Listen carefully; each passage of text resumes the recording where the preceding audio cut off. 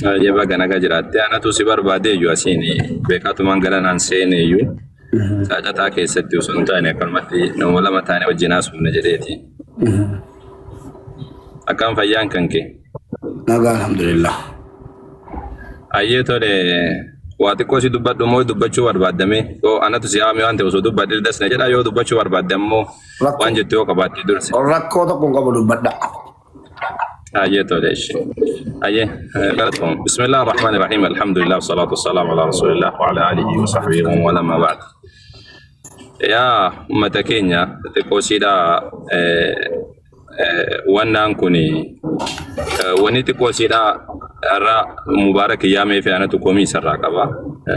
Komiillee ammoo nama kiyya jedhan komatan malee nama amba jedhan yookaan diina jedhan hin komatan. Namni aslan nama fira kiyya jedhan namatti ana jedhan komatanii.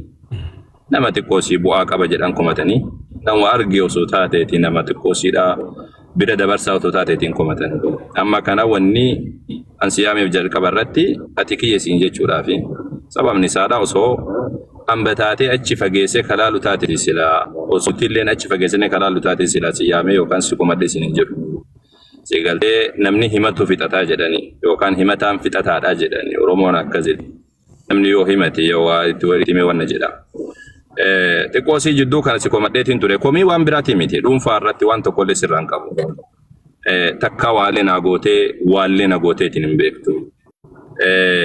Dabalataan amma sammuu waan xiqqoo siidhaa islaamummaan rabbiin subhaanahu wa ta'ala irratti rabbiin nu qabee nama afaan tokko dubbatu nu taasisee waan jedha malee wanni biraadhaan jirtu. Laakiin wanni irratti si komadhe wanni takkatti hin jirtu dheengaddaa kana gaafa amma usuunfaatii gurbaa kiristaana sanii wajjin marii gochaatiin ture galgala irratti ni yaadattanatti fakkaataan illee mana kan keetu seenee ture baay'ee jala ture laakiin booda irra seenee sababni isaadhaa namoonni baay'een nama gara 10,000 olitti achi ture. Nama wanna jetteetiin eenyu kana Hamza Sheikh Jabir waa gaafadha jettee achi jira. Waan san irratti lammaffaa immoo kaleessa galgala si gurbaa Bashar jedhan tokkollee mana kan kee keessa jira achitti nama karakkaraa ture. Arrammoo ijoollee beentee takka yaamteetiin waa gaafachaa turte. Isa kana irratti maaliidha wanni kuni jedheetiin gaafii natti ta'e jennaan si komadhe. Sababni isaa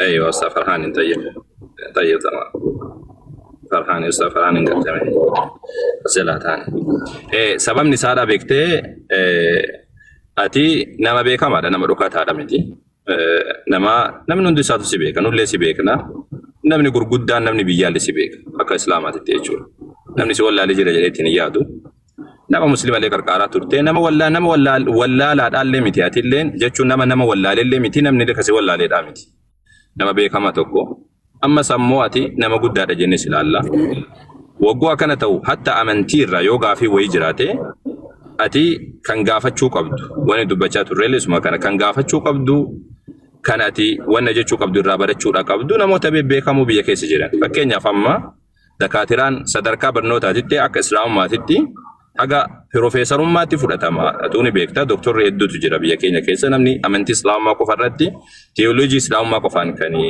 doktoraa ta'e kan profeesara ta'e hedduu jira sigaltee amma sanniin keessa silakkaa'in fixuun beekta ulamaa'in idileedhaa ulamaa'in biyya keessa jiran ka baratanii beekumsa guddaa qabanillee hin beekta Sheekh Ahmad Tarfaa Sheekh Muusaa Su'aalaa warra kanaan malikaati beektu kan hin beekne hedduu jiran godinoota garaagaraa Oromiyaa guutuu keessa jechuudha. Kanan alatti illee warri miidiyaa fayyadamu ka akka kunoo Sheekh Amiin Ibroo fa'aa jiranii ka akka Sheekh Jamaal Aliyyidha jiranii kan akka dabalataani kunoo Sheekh Muhammad Saalih fa'aa jiranii Dr. Muhammad Saalih fa'aa namoonni biraallee jiran namni aqiidaallee beeku waa hunda beeku namni karaa kamiinuu guutuudha jechuudha.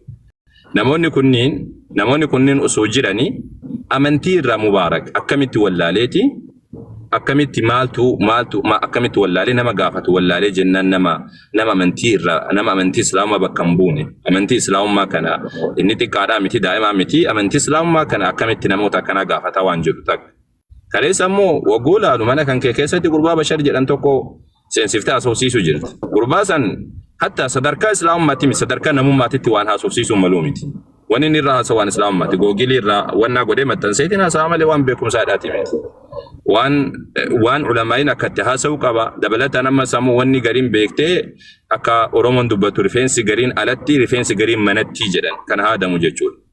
Wanni hundi dhugaadha islaamummaa waa hunda ni barsiisa wanni ni barsiifnee jiru garuu ammoo waan tokko tokko waan miidiyaa irratti lafaa kaanii namni waan nama saracha waan nama haqqisiisu wantoota akkasii waguu dubbatu ati seensiftee haasawaatiin turte isa kana sitti dha arrammoo cirraashii ijoollee peenteedhaa waa gaafadhaa jettee gaafa dhuftu ani naaf hin galle waan ati goote sanii fi maaliif akka jechuun ijoollee muslimaalleen achi jiranii gariin isaanii ani ijoollee sanillee lolaatiin ture takka achi dhaquun dhiifne takka maaliif callisanii teessanii dabalataan ammas ammoo namni wanni gaafatu namni waa barachuudha barbaadu amantii ofirra jalqaba barata amantii namarraa barachuudhaan dura maaliif kana hunda wallaaleeti mubaarak maaliif akkana godha yookaan amantii waan amantii keessa yoo gaafisite ta'e namoonni jiran namoonni gurguddaan maaliif hin gaafanne yoo ammoo lakki gaafachuun dirqaa lakki gaafachuun barbaanne yoo taate ammoo maaliif namoota islaamummaa keessatti kirikiriidha uuman fakkeenyaaf amma Hamzaa Jaabir namuu beeka madhokataadhaa miti namu beeka karaa manhaja isaallee waa hunda isaa beeka atillee beekta bareechitee beekta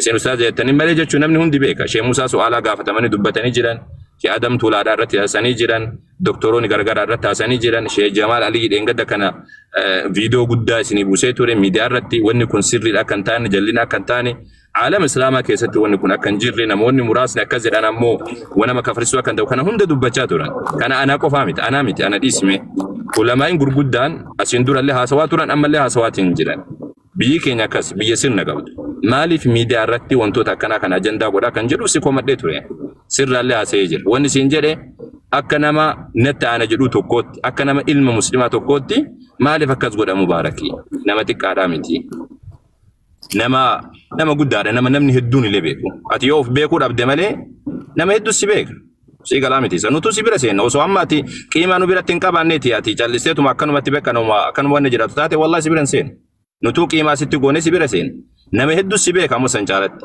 ati of hin beektu ta'uu danda'a namni sadarkaa sii ka'a maaliif sadarkaa sanitti akkasii wanna godhanii kan jedhu saba saniif jecha si galtee saba saniif jecha siin jedhe saba saniif jecha si komadhilleedha komiin kiyya gad dhaabbataadha akkasiidha kana yoo Ustaafar Hawaan dabalu qabaate dabaleeti eegasani ammoo gara kan keetti ce'een dubbatta inshallah. Jazakumullahu khairan. Ismail Azim Suba. Waan qalbii namatti tasgabbeessaa softani silaa waan irratti dubbatan mute namni ilmoo isaa fi ilmoo ormaa arge qixxee inni horii namni ilmoo isaa reebbata rukutatee ol galfata kan ormaa ta'e garuu akka feetaa taatu namna dhibee jedhee galee barreeffachuu akkasii qabatee ol galfate malee ilmoo isaas ilmoo ormaa biratti goodaa dhiisee ofii barreeffatee hin taa'u. Kanumaaf obboleessi keenya kun kan keenya waan ta'eef famasiidha jaallannaani waan guddaa irratti beeknaani inumaayyuu hordofnaani akkamiin inni jalqabaa namni tokko nama waa gaafachuudhaaf hagam tokko baratee eenyurraa baratee sheekii googilii miti yeroo amma namni naqlee jedhamutu jira. Naqlee jechuun sheekotaarraa deemee eenyurraa fudhateeti kan inni barate namni tokko. Namni kitaaba dubbisee hinubate sun taane hin jadhatee jedhan. Kitaaba dubbisee namni barate ayibbaalu hin jadhate yoo ta'e malee. Maaliif jennaan ilmiin naqlee barbaada. Naqlee barbaada. Qur'aana Arabiffaa beekeef namni dubbise jennaan Qur'aana hin beeku. Hukmii qaba Qur'aana akkaataatti qara'an.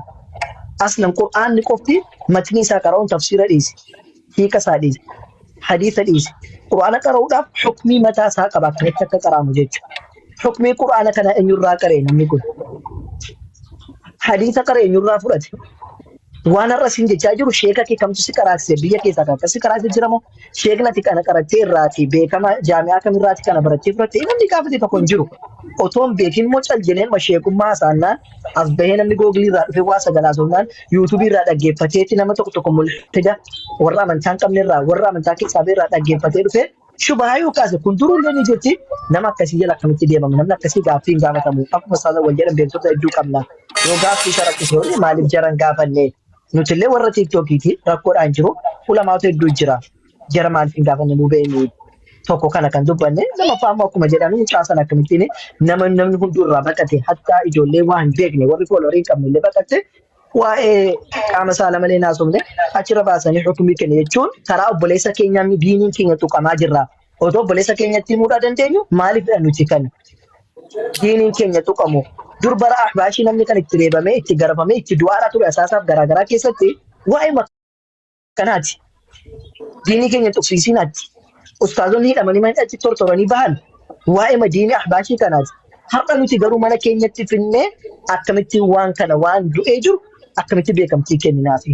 Maaliif akkas godha obboleessi keenya jechuudha akka nama tokkotti dubbanne. Wanni nu dubbanne immoo waan ati asirra miidiyaarra baatee fi inni seenneef miidiyaan irratti namoonni si jala ta'anii hordofan akka beekaniif sirrii akka hin taane namni achirra taa'ee barsiisaa jiru kun inni illee achirratti obboleessa keenya fuudhamu Mubaarik kun illee sirriidhaa miti inni dubbataa jiru sirrii miti ufaa eeggatanii asirra baanee dubbanne. Keessaan naafsii qofna osoo dubbanne namoonni mee bigaaf sana fooloo godhan jiru jala deemuu danda'an. Kanaaf akka ati dhageessu asirra baanee kan dubbanne malee siyaamiidhaaf miti. Kanaafuuti waan kana lammaffaa immoo obboloota keenya dhufanii si bira ta'an yeroo kiristaana gaafatu ifama sinteerese deeqaa tokko qofa. Itti yaada oolle nuti. Isin warra diiniiti. Mubaarikiinuu haga fedhe mana isaa tokko fuuldura ijaa qabaatu Mubaarik nu obsi nutu jara waliin dubbatan. Waa'ee diinii isinti dubbatu waa'ee munaazaraa isinti dubbatu waan ta'eef nu obsi jechuu qabdan. Erga jechuun dandeenya immoo achi maaliif seentan jechuun dubbataadhaa turre. Silaa fuuldura amma kana fayyadamee dhugaan akka namni baratuudhaaf obsimeen dubbanna jechuutti turame jara ammaaf teessan jennee dubbataa turre si qofaayyuu miti jara sololaa turre. Seenaa akka keetti tokko tokkoon ittiin naasofne malee walumaa galatti warroonni garee shaadaa taatanii garee shaadaan ala taatan dhuunfaadhaan namoonni deemanii hin jiru. Dirqamaan garee shaadaadhaan jennuun garuu warra akkasii kun of eeggannoo godhaa bakka itti dhaabbannu barbaachisaa akkaataa itti deemuu barbaachisaa daawwaa gochuun cal jedhaniiti idduma sagal seenanii osoo hin taane daawwaan akkaataa itti godhamu usluuba mataasaa qaba. Waan kanarraa dubbataa oolle malee si hamachuuf yookiin immoo si gara hin taane si erguuf yookiin immoo hamaa qiyaasa osoo hin taane si gorfannee si deeffachuuf kun dogongora hoo jette immoo waan ati jettu gara keerraa dhaggeeffanne inshaallah waliin deebina baarakallahu fiikum. Okay, isatti osoo achi hin dabarsiin nuqxaa takka qofa si tuquu waan nan barbaade dheengadda gaafa anachi ture sani Abdii Geetaachoo waan siin jedhee yaadatanis fakkaata. Wanni kun osoo asitti dhaabbatee waan amantii keessatti deemu kana yookaan gara keessatti yookaan beektota tusu deebifamee jedheetiin dubbate. Isii sanillee qalbii keessa hayyee tanuma ishaa tan itti si akeeku malee waan biraatti miti itti fuufe. Bismillahirrahmanirrahiim. Ummatu assalamu alaikum warahmatullahi wabarakatuh. Tokkoffaarratti ani nama qara'ee qomaa qabu kamiinuu kabaja guddaan qabaa fi rabbitummoo keessa koon argaa yoo tanii miidiyaan kun miidiyaa akka barbaade taananii kan na guddise wallahi Abdul Samadi. Abdul Samadi immoo beektu rabbi rahmata isaanii fagoodhu. Maqaa taanii tuna neegadhaa maqaa abbaa kootii maqaa maatii haadha kootii qofa tun taane maqaa ulamaa Haji Abdul Samad rabbi rahmata isaanii fagoodhu maqaa isaanii tuna neegadhaa. Isaan tuna guddise. Abbaa kan keetu dhagayeetiin jira yaala seenaa isaaniidha. Dhagayeetiin jira natti manii jira. Akkasidha. Nan eeggadha rabbiin na arga jechuudha. Masgiida ijaaruu keessaas maal gochuu keessas takkaa hin beeku waa lamaan eeggadda jettan isin komadheeraan istiifa manaa godhaati. Wannan isin komadhe tun naqin jalqaba irratti eeggadda fooyii fi husuutuu wal gaafataa turan. Gaaffii sana irratti waa'ee rabbii kaasanii fooyii rabbii hin deddeema hin fiiga jettee barsiifte maal waliin jedhee waliin taggaa jiru. Wallahi rimnaan kutee jennaan rafee subii yeroo ka'u hin jiranu achumaan hangalama laayivii banadhee achirratti maal walii deebisanii laayivii sana isinii baasuu hin danda'a. Ustaazaan Zaaraanis wal quban qabnu waliin dawwallee waa tokko naasofnu maal irratti walii galan achirratti jedhee gaafannaan Ustaazaan Zaarna jala jiru nagalchillee hin jenne cumburaa jaalaa ol galchee ijoolleen naa himuu hin dandeenye komentii dheeraa barreessinaan Ustaazaan Zaa jedheen waan ta'eef feesbuukii irratti maxxanfame wayii argeen jira sana hidhee asirratti dubbachuu barbaadu. Rabbiin rasuulli arge yookaan nabiyyiin arge yookaan ambiyaan arge wayii jiraayii jedhee gaafannaan lakkii wasafamu rabbii in argamne namni rabbiin argeera jedhu hin jiru. Akka namni harka lama qaba maaloo qaba miila qaba maaloo jedhu miti calluma jedhii naan jennaan utuu kanaan waliin taggaa jirru isaanii wajjin dhufanii ustaazonni ol galanii egaa ani hin beeku waliin haasaa hangaaffiin jiruuniyyi achirratti rafe jedheetaniyyi laayivii sana baasee amma bilbila kan biraatiin baasuu hin danda'a jechuudha.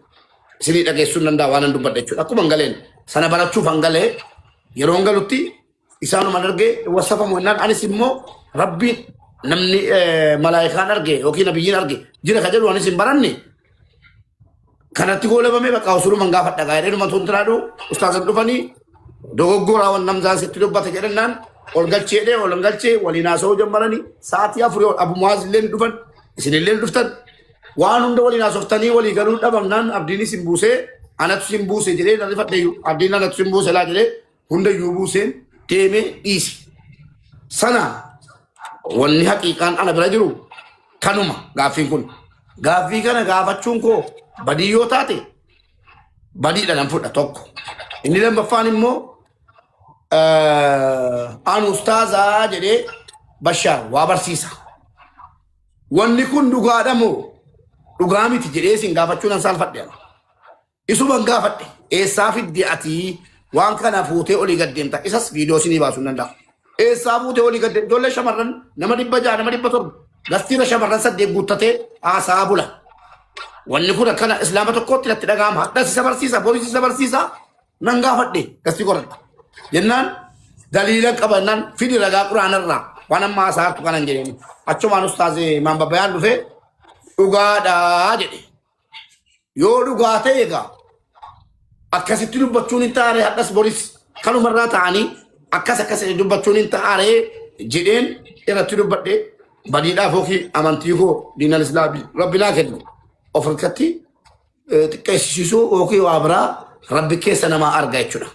Waa biraa fakkeessuun hin danda'ama. Waa'ee amantaa irratti garuu fakkeessuun gonkumaa hin danda'ama. Lammaffaan kana. Sadaffaan immoo isinitti wal fakkaati malee sadaffaan immoo dhimma hadha kee irratti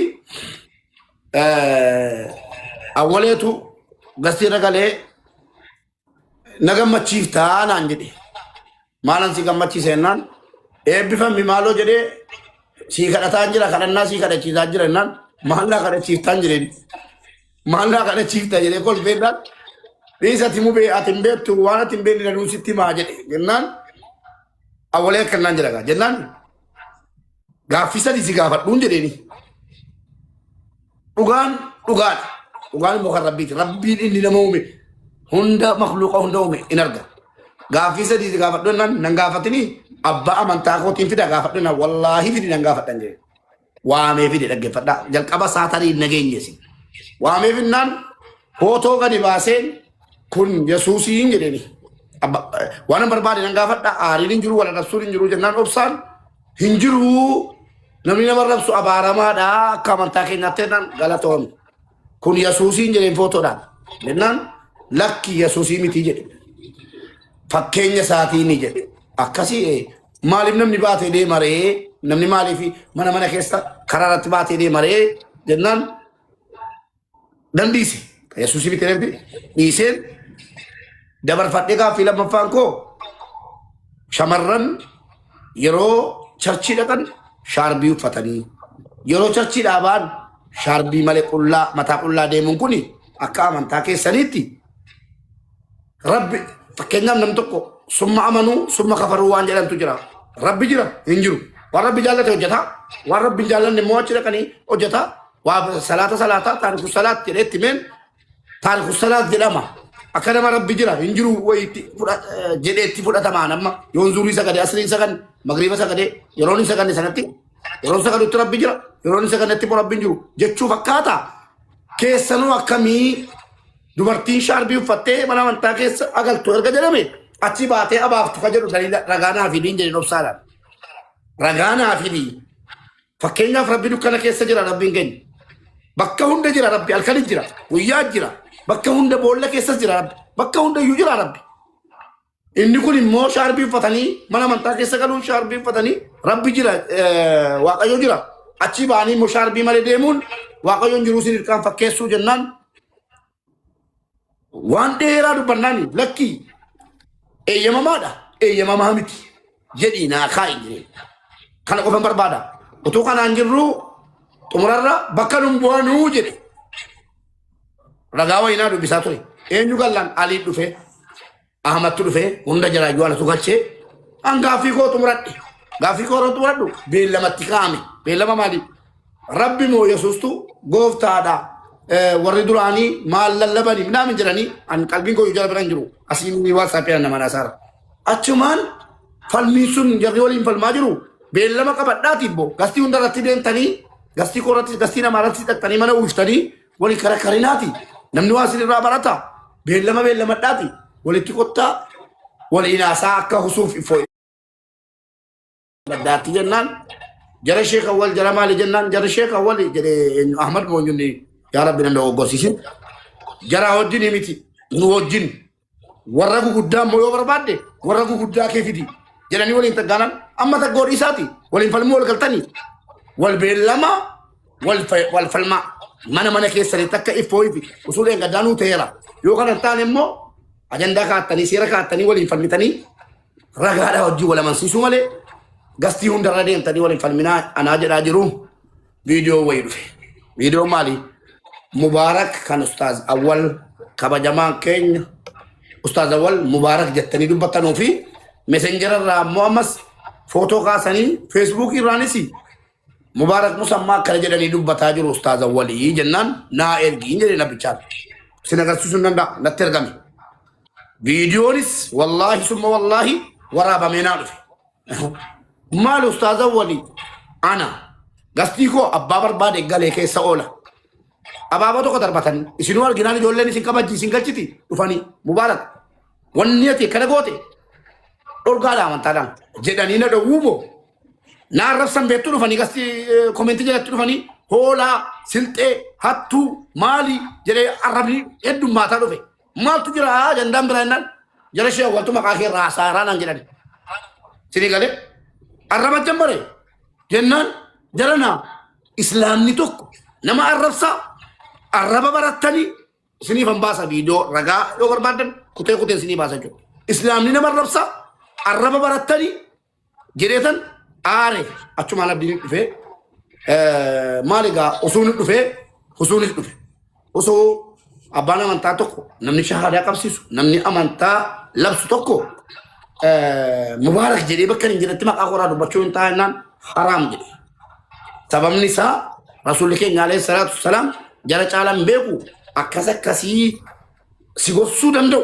yoo akkam jallatte iyyuu jarri obsa qabaatanii si gorsuu danda'u malee maqaa keerraa gastii tokko irra ta'anii haasa'uu bakka hin jedhetti dhorgaadhaa biraan naagahaa agorfatanu mubaarak nama rakkisuu miti yoo rakkises agorfatanu biraan naagaa jennaan maali ustaazonni kun ana mana kootti irratti dhufnaan waamaa jennaan isuma dhugumaa ammoo waamaa mubaarakiin yoo jettan miti isinii miti warri na arrabsu iyyuu waamaa jennaan nama dhaquudhaan warri na arrabsuu na barbaadu iyyuu isin mubaarakiin waamaa tokko yoo jettan dhufuu hin danda'a kan ammoo bareechitanii beektu maaliif na waamtanii narraa dhabdanii hin beektanu nan aaree natti dhagahame isinoo abbaadha obboleessa hadda haadhan qabnu abbaan qabnu bakka haadhaa bakka abbaa rabbii gaditti isinuma warra ulamaa abbaa keenya haadha keenya jennee isin jala deemaa jirra isinirraa fakkeenya maalii barata gaa nan arrafame ustaaz wallaahi summa wallaahi nan arrafame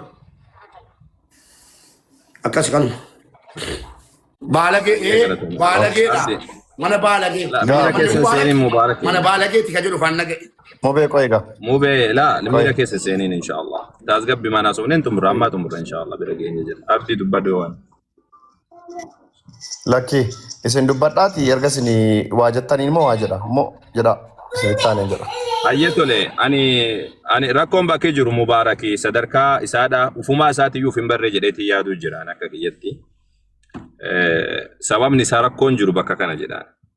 Yaa mubaarak keenya akkuma siin jedhe namni nama guddaadha jedhee silaala nutu akkasumas silaalla nama caanaa gochuu danda'ulle jedhee jennee silaalla ati nama walitti qabdee wagguu nama tokko seensiftee haasoftu amma duratti makana gurbaasanii wagguun gaafadha jettu kana siif qaldi sitti fakkaata yookaan siif akkuma caadii wayi sitti fakkaata nuti ammoo ilaalchi keenya akkasiidha miti nuti kan nutti mul'atu namoota achi taa'ee haasa'u waan gurbaan haasa'u ati arguutti hin jirtu yeroo san gaafattee taa'u jirta jarri amanticha lallabachuu jiran duuba saniin amanticha lallabachuu jiran ati nagoma haasawutti jirta garuu duuba sanii waan jiru laallanti ati dhugaadha gaafiin sitti uumamin hin jennu gaafii gaafachuun mislaa'ummaa keessatti rabbiin fas'alu ahla dhikri jedha gaafachuun waan sirriidhaati gaafachuun dirqama nabiin rabbiidha alayhi salaatu wassalaam innama dawaa'u li'iyyi as-su'aal jedhan fayyaan yookaan dawaan nama waan beeknedha gaafachuudha jedhan gaaf tokko guyyaa tokko jarri takka deemaniiti sigaltee garuu bakka tanatti waan ilaalamu qabu eenyuun gaafannaadha malee nuti illee akkasitti haasa'u jiru eenyuun gaafachuu qabda wagguu gaafattu ati amma nama tokkodhaa miti mubaarak laalu filaalati nama 5,000 ofirreegi 10,000 si hordofu kana ofirreegati kophaa kan keedha of qofatti ilaalin nuti wan nuti mul'atu namoota achi jiru malee mubaarak musammaa tokkicha qofaadhaa miti namni gaafatamu kun eenyuudha kan jedhu guyyaa tokko jarri takka nabi Muhammadiin sahaabaan nabi Muhammad alayhi salatu wassalaam nama saddeetaniitiin akkana wan nabani beekta dheeti yaada eegasani ammoo badee wagguu ban biyya arabaa kan inni beekta dhakaa qofa jira bishaan hin jiru baay'ee waan niqatu dhabee jennaan bekka saatima qorraa keessa bishaan wayiidhaan jira bishaan qorraa kanatti fidanii silaa saatii qorraatitti beektee silaa yeroo achi xiqqoo seechisiisu yeroo namaa fayyamuu jira tayyammumaan salaachuu qaba silaa ture dhiqadhu dirqama jedhaniin shari'aa keessa dhiqachuun isuma jira waan ta'eef yeroo hin barre jennaan namtichi niqate itti qorree hin du'e eega du'een booda nabi rabbiidha alayhi salaatu wassalaam hin ajjeeftanii jedhan maaliif yeroo wallaaltan san maaf hin gaafatina jedhan sigaltee dawaan nama waan beeknedha gaafachuudha jedhan dhugaadha kun islaamummaa keessatti isuma kana jira waajibinuma dirqama waan sitti dhagaame tokko nabi Muhammadin alayhi salatu wassalaam sahaabaan gaafachaa turanii bar rabbiin eenyutu uume warri jedhee gaafatu jira nabi rabbiidha alayhi salatu wassalaam gaafiin sun akka gaarummaatti ilaala laakiin bakki rakkoodha bakki nuti jechuu jirru aywa waan huma jiruu'i madaa qaba waan ta'eef namtichi eenyu kana wanni nuti sitti aarreef sababni isaadha maalidha wanni taati na gaafata sentii deebisaa eenyuun gaafatamaadha asirratti ati wanni uftiin xalluu qabdu mee akka kophaa kan kee mubaarak musammaatuuf hin ilaalin hawaasni kun hawaasa muslimaatu wal ga'ee jira gaafiin gaafii islaamummaati dhiibbaa eessarratti godhaa ilaali dhiibbaa eessarratti godhaa anillee wanni sitti aareef sababa kana malee waan bira wallahi waan takka sirraan qabu waan tokko sitti aaruun qabu waan ati gooti islaamummaa keessa waan akkana balleessiteedhe yoo akka tasaadha cubbuu idalayde sun maasiyaan jidduu kan keetiif jidduu rabbitti toobata sun waan qallaanidha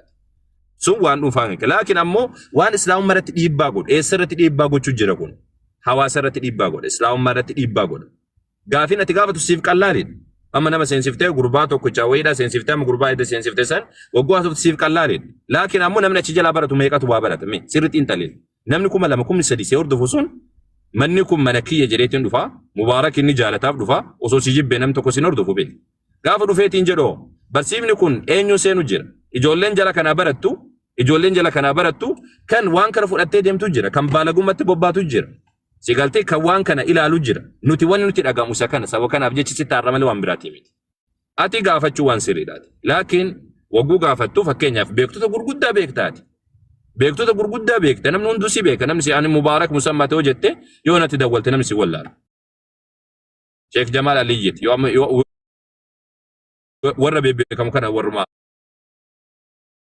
miidiyaa irratti wanna jedhu kana yoo Sheekh Amiin Ibroodhaati yoo bilbiltaan mubaarak musammaa ta'uu jette mubaarak musammaa eenyu siin jedha siin gaafatan si galtee yeroo takka namni si beeka gaafii qaba ustaaz faddal siin jedha namni hundi isaatu yoo barbaachisaa ta'e ammoo yeroo aqidaara waa gaafachuu barbaadu yaa jamaa mee nama wayiidhaa gasdii namarra dhayxeetu yookaan ufii kan keetu waan jettee nama amanama nama islaamummaa keessatti hawaasni aqidaarraa fudhatu nama hawaasni kun ijaaramaadha hawaasni kun diigamaadha miti sigaltee nama aqidaarraa fudhatu yoo gaafatti nam tokko namni sitti dubbatu hin jiru sitti gammada malee baraka rabbi isaa godhu jedha malee laakiin wagguu ati waan tokko fiddee fakkeenyaaf amma namni kun wal karaakkaraa kirikiriin kun maal uuma shubhaa uuma saba kanaatiif jecha caanaa uumaatiin deema amma waan takka sii ibsame hatta osoo ati laal mutamaasika taatee osoo ati gadi dhaabbattee laal mooqifni kan kee gadi dhaabbataa ta'e mana kan keetitti gaafii fi uumaama kana banuu baatte awwaleen dhufeetiin ana gaafii sii deebisa siin hin jedhu yookaan barsiisaa kiyya sii fidaa siin hin jedhu sababni akkas jedheetiin dubbatu sababni isaa maali gaafiidhaaf ati karrabanaa deemta waan taateef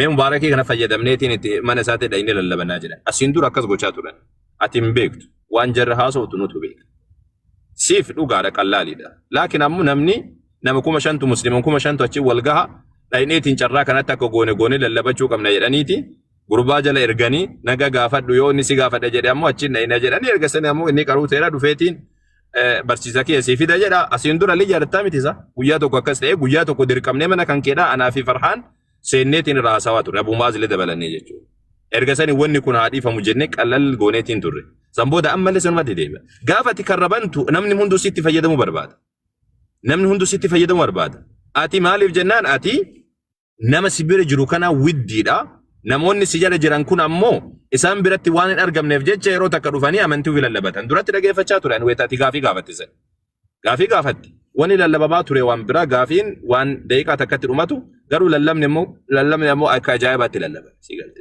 sitti fayyadamanis biraa kutan wassalaamu alaikum qaruuteedha ka sitti fayyadamanis biraa kutan nuti wan nuti dhagame sababa kana mana muslimaatitti namni dhufee mubaarak karrabanee jennaan daqiiqaa meeqa teessisee hatta ijoollee keenya ijoollee wallahi akka malee lolaa ture ijoollee keenya ijoollee garee shaadaati takka isin maal achi hojjettan jedhe takka daa'iidha jettanii olii gaddeemtan maaliif achitti tayyib yookaan maaf hin dubbanne yookaan ammoo maaliif gad hin buune jedhaani ture si galte maaliif jennaan nama 5,000 teessaniiti fayyadamanii deeman gaafii xiqqishoodha daqiiqaa takkaati ni beekna nuti macaafa ni beekna daqiiqaa takkaan deebisanii biraa kutuu danda'an laakiin ammoo fayyadamanii lallabaa turan ati dhagaatiin hin turre akka si galte ergasanii maaltu nama keessa bu'aa ture dhaloota si jara deemu kana maaltu keessa bu'a sababni isa kana kan nuti ilaalu wanni sitti arrullee isa kanaaf taan ammoo kaati jetteef maaliif dhufanii nan dubbifne yookaan maaf na yaamne kaati jetteefi isa kanaaf engadda si galtee gaafa abdiin dubbate sanii akeekee ture xiqqoosiidha waan kana hin jaalannu waan kana osoo dhiifame jedheetiin akeekee ture waan kana hubattee akka dhiiftuuf ture guutumatti hubattee waan sana achuma naa dhaabatuuf ture erga sana ammoo na jedhee jennan kaleessa ammoo yaa mubaarak mee namoonni itti siitan itti himaamee jedheetiin feesbuuk irratti maxxansee biraa deema suuraallee maxxansine maalillee hin goone akkasumatti maxxansee biraa deema har'a ammoo hogguu jarri sun dhuftee mana kan keetii lallabattu wanni kun gara khaxaraa adeemaa jira waan ta'eef jecha wanni waan miidiyaa man tolcha waan ta'eef sitti dhufee wanna jechuurra akka namoonni biraallee irraa barataniif jecha mubaarak musammaadhaa dhaabbadhu jedhee lolee dhugaadha gaafa lolu ammoo si jibbaafee miti wallahi si jibbaafee miti ati nama muslimaa tokko akka nama muslimaadha waa'ee abbaa kan keetii dhaga'ee jira abbaan kan keellee akka isinii kana akka osoo hin taane nama diiniidhaaf fuudheegu akka ta'e dhaga'ee jira nama naannoo saniirra rabbi isaanii haa araaramu haadha kan keetiif illee rabbi isaanii haa araaramu ajabdu samadiif illee rabbi haa araaramu hunduma dhagaatiin ture laakiin wanni an barbaadu wanni nuti illee jechaa ture isa kanaadha rabbiin si haa laaffisu yoo akka tasaadha nuti dubbachuudhaafi hama sitti fakkaate la hamaa miti kun hama si hamachuudhaaf si hammeessuudhaaf maqaa kan kee xureessadha namni si arrabsuuf wallahi hin dubbane tasuma taate nuti irra caalatti ijoollee cidha ittesanii lolaa ture irra caalatti ijoollee dhuftee ol seentee wanna jette san sababa saniif jecha dubbachaa turre ayyee sun akkasiitii waan kana yoo hubatte tuuni rakkoon qabdu taani nuti illee nama dogongoruu dandeenya akka tasaa laakiin ammoo irra caalatti bakka kana wani ilaalle isiisanii sirreessi uumaa sun sirroofnaani teenya uumaa miti nuti eessallee waliin finnu waluma asuma bira jirra uumaan ta'uti miidiyaa irratti wanni dubbatame tokko miidiyaa irratti furmaata argata jechuudhaaf asirra dubbanne akkasi abdii itti fufi yoo yaada qabaatte yoo ayyee abdii ati isin itti fufiiti ustaadaan sana shee jaabeer dhiifamaa wajjin ustaadaan sana yoo isin walitti haasawun waa balleessi jedheetani malee argaan jira akkasii argatartan ishi okay nan dubbadha mobe assalamu alaikum warahmatullahi wabarakatuh hundumti keessanuu shaawwal ras farhan duraan dursee baay'een gammade galatooma baga dhuftanii baga mubaarakii waamtanii mubaarak iddoo sensitivii ta'e yeroo deemu ana biraan nabdanu baay'een eeggadha because akka rakkoon uumamu waan hin barbaannee fi duraan dursee mubaarakiin baalageen duuriyyeen abbaa argee arrabsaa oolti isa miti maatii isaa rabbi raamataa godhu arrabsaa oolti ituu argitanii kabaltanii yeroo rakkoon qabu baga jettanii ni waan jettanii isa birattan siniin jedhaa jira sababa isaas keessaniittu isin abbaadha abbaan inqixaaxxataa inqunxuuxxata ilmaansaa yoom ammoo balleessitan badii keessaniif sila sitti maan ture adabatee callumeedhee obsee dhufee isin gaafachuu qabu yookiin nama isin gaafachiifachuu qaba jedheen itti himaa ture sila maaliifi garaagarummaan akka hin uumamneen sodaadha waan ta'eef isin warra gara amantaa kanaatti nama waamaa jiru galgalaa ganama gara amantaa kanaatti nama harkisaa jiru badiin xiqqoon qaawwii xiqqoon uumamnaan namatu nutti fayyadama jedhee himaatan ture akkuma dhingada jechaa ture amma kanan mubaarakiif dhaamu akka obboleessaatti akkuma obboleessi kee garee wangeelaa keessa jiru arraa kaatee garee shaadaa keessa galeetis isaanii wajjiniin shaadaa qabsiifta garee shaadaatti galii abbaa keenya abboota keenya nama gurguddaa akkasii qabnu kana aafuu jechisiifadhu kan koo kana ati garee shaadaatti galteetta kana booda salaamu alaikum. عليكم السلام ورحمة الله وبركاته. galatoomii dhugaa rabbi ana abdii osoo dhiqeeffatiin hin deemu jechuun ana abdiitti dhiyeenyaan hin beeku akkana ilaalatti illee ilaalu miti waa amantii isaa irratti garuu bakka sensitiivitii hundatti nama dhaabbatudha. Wanni mubaarakiin jechuu barbaadu usaata wallee irraa tuqaniiru. Nama mana keetti kaafira gashitee gaafii gaafatte jechuun ati akkuma jara jedhan gaafattee dhaggeeffataarta malee masjiida keessa fiddee gaafii akka gaafatuuti nama barre. Musliima hunda si hordofaa jira. Kan waa hubatu jira, kan waan beekneetu jira zan. Miidiyaan kun waa hunda baattee deemti. Namni masjiida keessatti fidee nama gaafadhuudha. Mubaarak beeyatu mana isaanii deemee hin dubbannu wallahi. Maaliif jara keessa dhaqxe waan taateef akka nama waldaa keessa dhaqee gaafataa jirutti shubaa jaratti dhumta malee asitti miti. Mana keessa dhufuun garuu akka nama masjiida keessatti gaaffii jara gaafattee namni waan beekneef waan beekne wanna ta'uuf jechuudha. Inni maal jedhaan maayyuu uffataan osoo hin taane ba'i Yesuus namni dubbisi hin jedheeti lallabataa jiraati hin dhageenye malee. Fayyinni uffataa osoo hin taane Yesuus gaaf jedhu silaa qabaneeti mataa keessa tiksiidhaan dha'u barbaachisaa ture. Kanadha akkam akkamitti achi keessa taa'ee jedha. Warri bira taa'ullee akkamitti caal jedhee wanni jennee dubbanneef isa kanadha. Kanaaf ati akkamitti hin dallanne abdiidhaa qabna. Yoo dallantillee wannaaf miti. Hamiillee miti kun siin amanne. Warri hamiidha kun siin jedhanillee fatwaasii kennan argineerra. Hamiidhaa miti kun. Si galee kana ulamaa itti gaafatamanii jirani. Nam tokko gorfachuudhaaf jecha yoo ofitti waamte itti muudhaa baattee riibaa goote yookiin yoo hamattee hin danda'amaayyuu waan takka nasihaadhaaf jedhamee gaafatamanii jenna kanatti hundee hin bilbaafata hin danda'amaa jedhan gorsachuudhaaf ni danda'ama rakkoon tokko hin jiru jedhan. Laakiin ammoo hamaadhaaf isin wannan jenne ifuma sitti himne kun kana asirratti galatoomi waan jettanii garuu osoo ba'u baattanii aqiidaan keenya kan musliimotaa maaliin waan jettu akka dheen gudduma wanni biddeetti daqiiqaa 10 kennite 15 baay'ee isin gaafannu ijoolleen si jala jirtu gaa dhaggeeffattu islaamummaa irraa aqiidaan keenya ala sunnaa wal jamaan maal akka itti haasofne xiqqoo tokko immoo waan biraa keessa soo barbaade xiqqoo akka dubbatu osoo nu eeyyamtanii akkuma jirtanitti an akka kootti asumaan wanni si gaafadha. Gaaffii yoo qabaatte gaaffii kennu gaafadhati.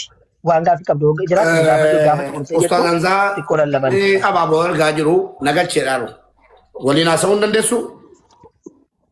Sadii si'ati ati ofii kan keetiin wajjin haasa'e malee waan isaati. Kunola walitti siin galchuun ani asumaan ergaa dabarsaa waa'ee isaa walitti siin buusuu fakkaata qasitee fi dhiifama naa godhaa walitti bu'uu keessan hin barbaadu. Gara fuulduraatti yoo kan isaan waliin dubbannu taate waa ergaa sii dabarsamu bee yoo isaan kan dubbannu taate gara fuulduraatti aqiidaa inni har'a qabateedhaa jiru sheekonni isa qaraa isan biyya keessa aliif baa jedheetiin keessa jiru eenyurraa aqiidaa kana kan fudhate tokko. Lammaffaa wanni inni barate bakka inni itti barate sartifikeetii kanarraa fudhate marji'a isaa barbaanna aqiidaa isaa barbaanna eenyurraa barate maalirraa maal qabaati kanaan falmuudhaa dhufa. Caal jedhee namni beezikii tokko hin qabu taate manni tokko immoo osoo hin qabaanne bar sim jedhee immoo haasaame faayidaa tokko hin qabu. Kiristaana fakkeenyaaf macaafa isaanii qabna jennee macaafa isaanii ittiin kan mormiru. Isa kanoo macaafa isaa maali jennaan eenyurraa barate yoo eessaa fide waan hin jirre fikiraa sammuu isaatiin aqlee filosoofii mataa isaatiin nama deemu filosoofiidhaan hin deemnu nuti. Si galee filosoofiidhaan hin deemnu. Fakkeenyaaf nam tokko dhufee maal siin jedha beektaa kana ilaalaati. Qabriin fatanaan qabree akkamitti jira jettuu qabrii jira tanaan muslimni seenee qabree keessatti gaafa abiddaan gubatu yookiin immoo gaafa azabamu sheexaanni garuu dhumarra du'a laali akka aqliidhaan akka ati waan jettuudhaan sheexaanoo dhumarra du'a rabbiin sirrii hojjetaan jiru jechuudha kaa sheexaanni taa'ee gaafa qiyaamaan goof jedhu rabbiin isa balleessa san booddee azaaba qabrii ati argattu illee sheexaanni hin arganne kanaafuu sheexaana rassidha kan rabbiin sitti cakkanee siin jedha sammuun kee maal jedha kaarra kun aqlii haasaa kun waan ragaa tokko hin qabne bara. Ishi abiddi seexaana eeggataadhaa jiru guyyaa qiyaamaa maal akka ta'e qaqqaammatee seenee argee jiraanne. Kana yoo siin jedhan maal jettame saniifuu nama sammuudhaan deemu osoo hin taane nama naqliidhaan deemuu barbaanna nuti. Naqlii jechuun ragaa quraana hadiisa fidatee ulamaa'otatti hirkisee yoo ka fidu taate jechuudha. Waan kana achi wanni gizee isa wajjin hin gubnu hin jiru. Hamzaa jechuun ahbaashii duude jechuudha. Ahbaashii duude immoo asirratti hamni waan haasofni tokkoof hin jiru. Kana durallee si bira seeneennaan isin galchitanii jennaan shubahaa uummatatti gochaara sababa keessanii jenneetu malee mana isa barbaade taasoo abbaan karaa sirriin barbaade jala deemuun mirga isaati. Utuu inni dhaga'uun dubbataa jiraan asitti. Nama jalli isaa diinii ta'e gilxii wajjin jechuudha. Kanaafuu galatoomi waan jettanii dhumarratti haala sunnaa wal jamaan maal akka ta'e akka dubbannu akka carraa nuti. Ayyee osoo achi midhaan gahin dura mubaarakee waa jechuu gaafatte waa gaafachuu barbaadeeti. Mee mubee akka isin jedhe Islaamummaan kun akkuma hubattutti jechuudha waan quraana hadiisaatii miti akka dhageessetti lafaa fuudhee namni dubbiseetiin si barsiisa moo warra duraarraa Nabi Muhammad irraa alayhi salaam deemee nu bira ga'ee jechuu hubattaati. Warra duraarraa deemee nu bira ga'ee hubadhu. Okay tamam. Ayyee namni Islaamummaa kana beeku nama osoo Islaamummaa barate fakkeenyaaf amma Shee Ahmad Wataru yoo fudhattee Shee Musaa Su'aalaa fudhattee Dr. Jeelaan fa'aa fudhattee doktoroonni hedduu jedhanii namoonni maanguddoo Islaamummaa kana hin beekta ulamaa gurguddaati hin beekta argitee jirta. Ati nama lama si bira kaanii Amma namoota gurguddaa santu ka umrii isaa laal arrii islaamummaa keessatti baase an amma gasilaa arrii hin baafne osoo baratu arrii islaamummaa keessatti baasetu irra sibira fudhatama moo ka akka kiyyaa bira ka akka kiyyaa kanatti sibiratti irra fudhatama. Nama islaamummaa keessatti arrii baasee fudhatama. Osoo baratu osoo wanna jedhu jechuudha. Hatta akkanuma sammuu kadhaan yoo deemteeti injineera tokko ka laal waa hojjetee arrii baasee bismillah Ustaz Farhan isin baasee moo waatu wanna jedhina fakkaata. Ayyetole injineera tokko yoo wal bira fidan injineer reefuu yuunivarsiitii eebbifamee fi kan osoo hojjetu arrii baasee wal bira fidan namni kamiin irra maratata. Maal jettan dhiifamaa asii. Injineera lama fakkeenyaaf injineera lama tokko reefuu yuunivarsiitiidhaa ba'e reefuu baratee ba'e tokko ammoo hojjetee waggaa tajaajila waggaa 30 faa qaba osoo hojjetu jechuudha. Kamiin mana ijaarsifattaati. Isa waggaa 30 hojjete. Akkas. Tayyib nuti biyya keenyatti biyya keessatti muslimtoonni akka Itoophiyaa akka Oromootti illee akka Itoophiyaatti illee ulamaa gurguddaa qabna nuti. Ulamaa gurguddaa Ustaz Farhan waan inni isinitti kenne isin baasee deebuu dandeessan. Ulamaa gurguddaa ulamaa jajjaba qabna. Warra arrii baasanii wanna jedhan. Duuba islaamummaa irraa namoonnummaan argan namoonnummaa wanna jedhan wayii ol seenanii ani lakki islaamummaa siifi maayoo jedhan irraa fudhachuu miti dubbisuun sirriidha. Sababni isaadha waan kanarra Shee Muusaa su'aalaa dubbatanii jiranii Shee Adam Tuulaa osoo du'in dura Rabbi rahmata isaanii akka dubbatanii jiranii dakaatiraan gurguddaan doktoroonni gurguddaan dubbatanii jiranii wanni kun sirrii akka hin taane adeem deengaddalee Shee Jamaal Aliyyi illee viidiyoo irratti waraaban nuti illee dubbachaa ture gomna keenyaatiin. Erga dubbatame nama tokko nama ani lakki hadiisan fudhadhu lakki hadiisa sammuudhaan itti deema lakki akkanuma caliseetumaan fedha kiyyaan akkanuma akka barbaade keessaa kutaa gaafa barbaade waa arrabsa gaafa barbaade kan maal jedhu sani itti riisuudha inni amantama biraadhaa qaba malee amantii islaamummaadhaati. Amantii islaamummaadhaa quraana fi hadiisa irratti ijaarama lamaan kana irratti ijaarama. Eega amantii islaamummaa kana keessa tokko yoo keessaa kuffise quraana hadiisan fudhadhu yoo jedhe kakkasidha sun muslima jedhameetiin guddaa wajjin hin dhamamu. Isatu isaaf jidduu rabbiidhaatti madhiisaniitumaan isa waama biraadhaa haasofsiisu. Waan sabaa irratti haasofsiisa. Waan amantii garuu irratti namoota akkanaa kana fuulduraa fi namoota akkanaa kana amantii barsiisettanii ta'e amantiidhaaf jecha hin fidina baarakallahu fiik. Akkuma isin jedhe kan ulamaatti deebi'a. Ulamaa gurguddaa qabna walillaahi alhamdu wal minna waan takka waan hir'ina takka qabnu islaamummaa irratti isa kana siin jechuu barbaadeeti kana. Kanaaf Hamzaa Sheekh Jaabir yeroo hundaa isinitti yeroo hedduu dubbannee jira. Hamzaa Sheekh Jaabir nuyi miti kan hukumitti kenne. Shee Muusaa su'aalaa gaafatamanii dubbatanii Shee Adam Tuulaa namoonni baay'ee irra dubbatanii jiranii. Wanni kun hadiisa waakkachuu jechuun hadiisa mormaatiin deemu jechuun islaamummaa diiguu jechuudha. Mee Mubaarak waa si ibsaan. Hadiisa yoo gad hin dhaabin hadiisni yoo hin jiraanne hadiisa Nabi Muhammaditti yoo hin amanin bar Qura'aanummaan kun gad dhaabachuu hin danda'u. Sababni isaa hadiisni barreeffamee jiraachuu hadi Bukaarii keessa argina bar. Akkaataa Nabi Muhammaditti waahiin itti dhufe hadiisarraa argina malee Qura'aan irraa hin arginu bar. Akkaataa salaataadhaa hadiisarraa barra Nabi Muhammad alayhi wasallam hojiidhaan nutti agarsiisa. Nabi Muhammad gaafa islaamummaadhaan gaafa Nabi Muhammad alayhi wasallam barsiisa kanaan dhufanii barattoota isaanii sahaabaa isaanii akka sadiitti waa sadii barsiisaa turan. Tokko jecha Qura'aana jechatti barsiisaa turan. Dubbii isaanii jechatti barsiisaa turan. Lammaffaadhaa dalagaadha. Wagguu waan san hojjetan fakkeenya salaatii gaafa jedhee Rabbiin Nabi Muhammad kaanii salaataniiti ummatatti agarsiisaa turan. Akka an salaate kana salaataa jedhaa turan. Isa sana eessarraa argan Qura'aana irraa miti hojiin isaanii kan jiru. Hojiin isaaniidha hadiisa keessa jira. Hadiisa jedhama. Wannaan waa'ee isaaniidha hojiin isaanii jechi isaaniidha. Kun ammoo wagguu eegatanii hojiidhaan wanna jedhanii yoo jedhan ammoo kun hojiidha. Kun ammoo barsiisuudha waan baratan san barsiisuudha. Nabi Muhammad alayhi wasallam akka isaan barsiisan godhaa turan akka geessan narraa geessaa jedhan. Abasaniif jecha Nabi Muhammad alayhi wasallam nabi isaaniin boodatti geeffamaa islaamummaan bifasaniidhaan dhufe jechuudha. Tokko keessaa waa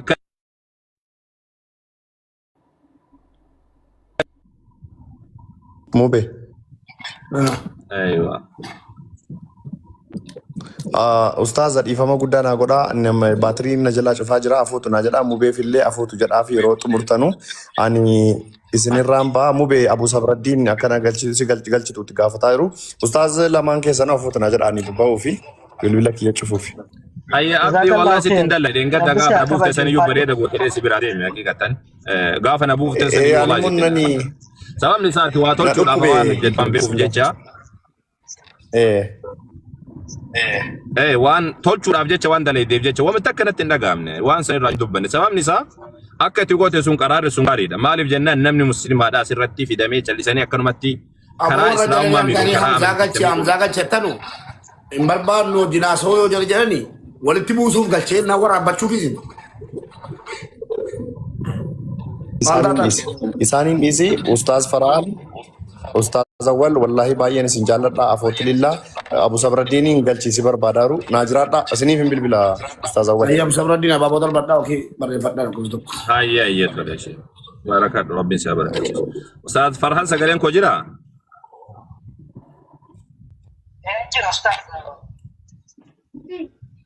kan mubaarak biratti qabuutti nama hayyeeto dubbadha Muraatis inshallah. Jechuun ani dubbii raasoo hin taane mawqifa keenya jara ibsuu barbaade namoonni isa jalas jiru waan ta'eef asis nu jala jiru waan ta'eef bakka kanatti ibsachuun barbaachisaadha. Yoo xumurtaniitu taatan. Xumurtaniitu. hayyee dubbadha Hayye. Mubaarak ati nu eeyyamtaami? Barakallahu fiik.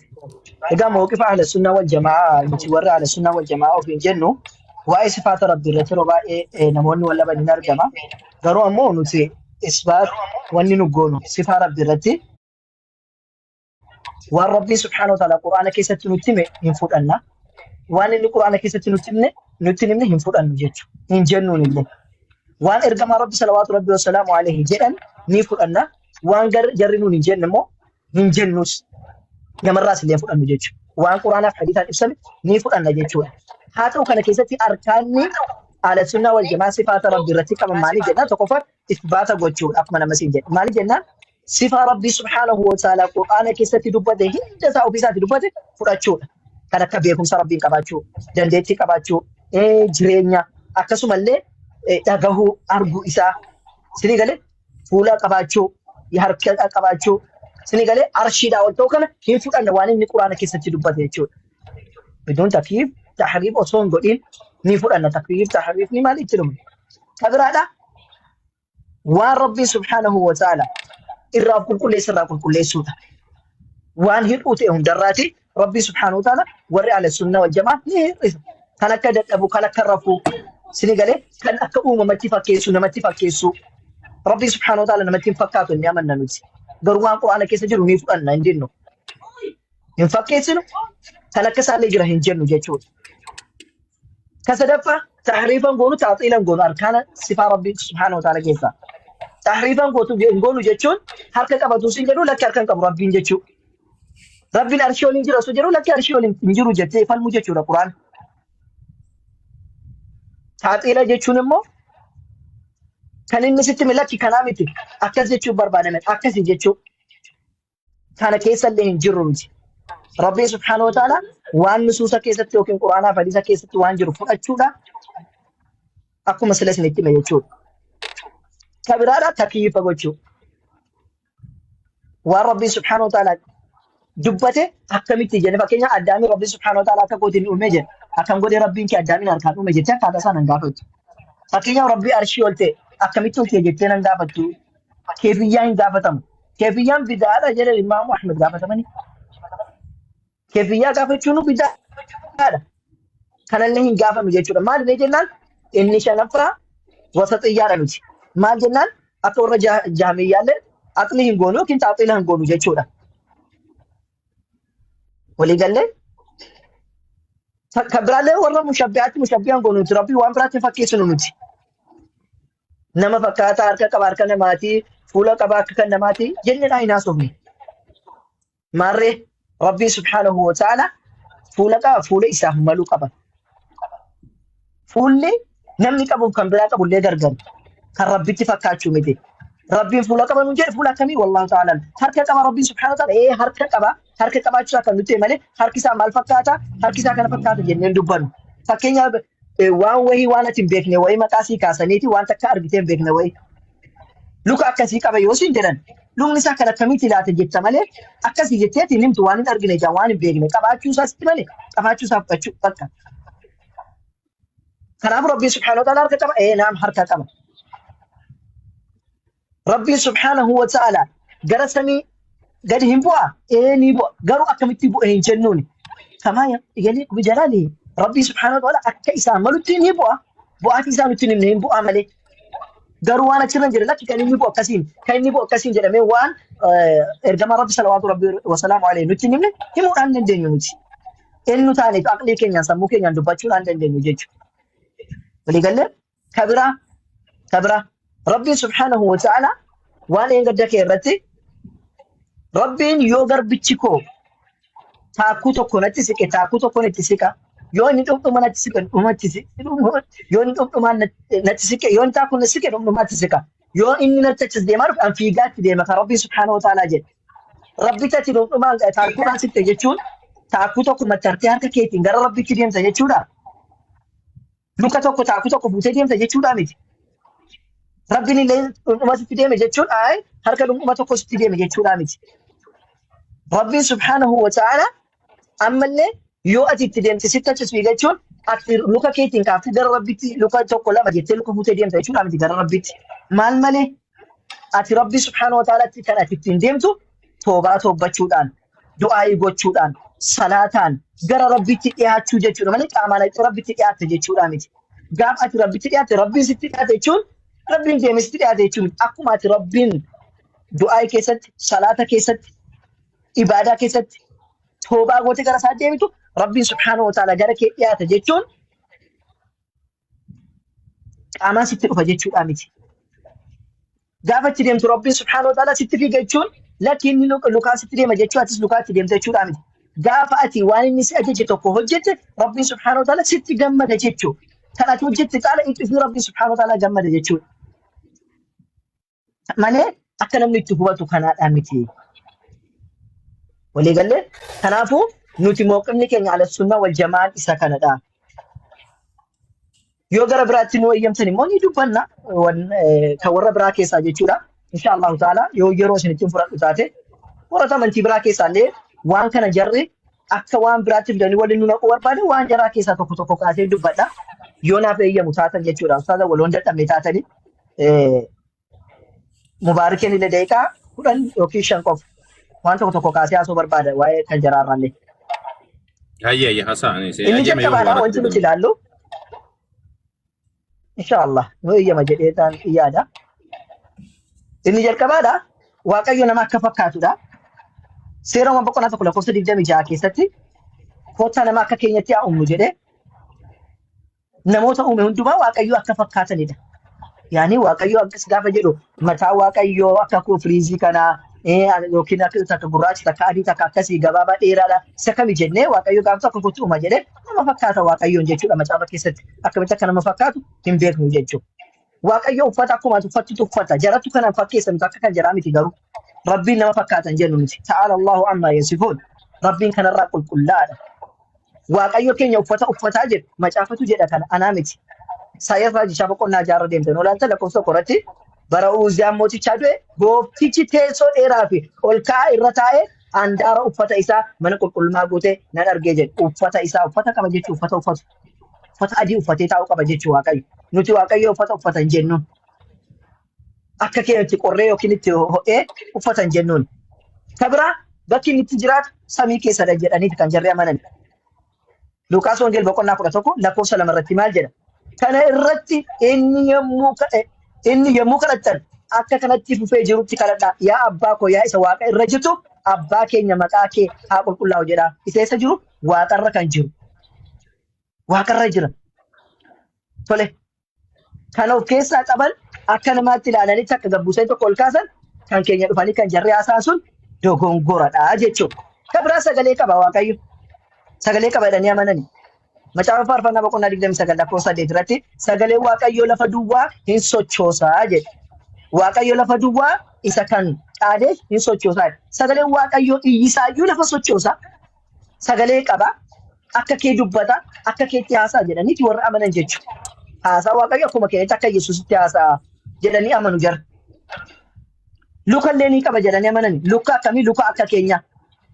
Silaa danda'e isinitti agarsiisa Sillaasee 3 jarri kaawwatan bira kaanii haasa'an footoosa kuna nu fakkaata areeda qaba inni gidduu akkasii inni kun akkas jedhanii jechuudha. Seera boqonnaa 24 lakkoofsa 10 irratti isaan Waaqayyo isa kan Israa'el hin argan. Miilla isaa jala wanta akka dhagaa Safooris isa qulqullaa akka bantii Waaqaatu ture jedha. Luka eenyu jala? Luka Waaqayyo jala. Luka akka keenya qaba jedhaniiti kan jarri amanan jechuudha. Luka akka keenyaa qaba jedhanii luka keenyarraa adda jedhanii amanan. Luka akka keenyaa qaba jedhanii amanu kiristaanonni. Seera boqonnaa 23 lakkoofsa 33 lakkoofsa 23 irratti dugda qabaa jedhanii waan namni qabu hunda qaba. Sirri dhaggeeffadha. Waan namni qabu hunda qaba. Dugda qaba. Ani harka koo si duraa nan fuudhaa. Ati immoo dugda koo hin argitaa jedhe. Dugda koo hin argita. Dugda qaba. Lafee isas hin qabdan kana dugda kana hin qaba Waaqayyo kan jira.